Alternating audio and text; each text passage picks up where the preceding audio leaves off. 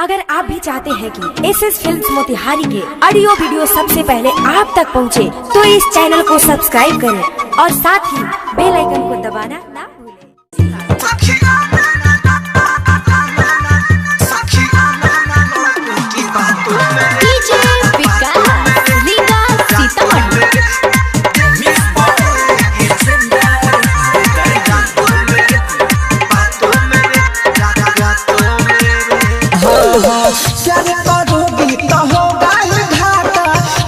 होगा सूट सलवार दुपट्टा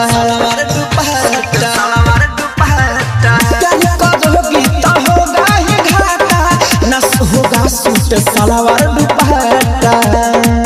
उसके लेनी पड़ेगी हाथों मेरे कि सखी आना ना लड़कों की बातों मेरे, वरना देनी पड़ेगी रातों मेरे। सखी आना ना लड़कों की बातों मेरे, वरना देनी पड़ेगी रातों मेरे। डीजे विकास रीगा सीतामढ़ी।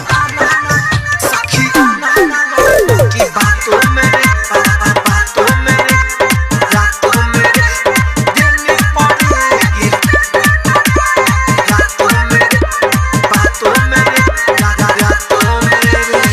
जवन बढ़ेगा और फूलेगा गाल, बाद में सखी न पाओगी संभाल।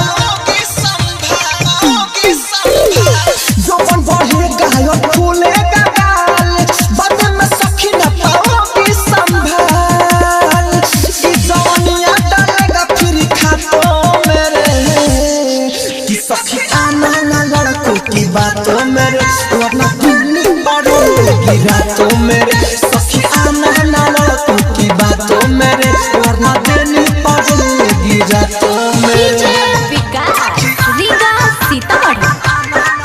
सखी आना ना लड़कों की बातों मेरे, बातों मेरे, रातों मेरे, देनी पड़ेगी रातों मेरे, बातों मेरे।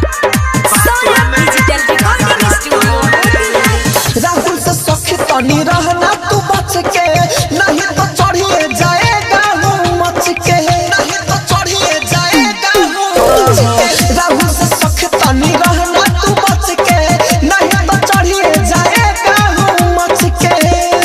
हाँ घूमता है देवेंद्र के साथों मेरे कि सखी आना ना लड़कों की बातों मेरे, वरना देनी पड़ेगी रातों मेरे। सखी आना ना लड़कों की बातों मेरे, वरना देनी पड़ेगी रातों मेरे।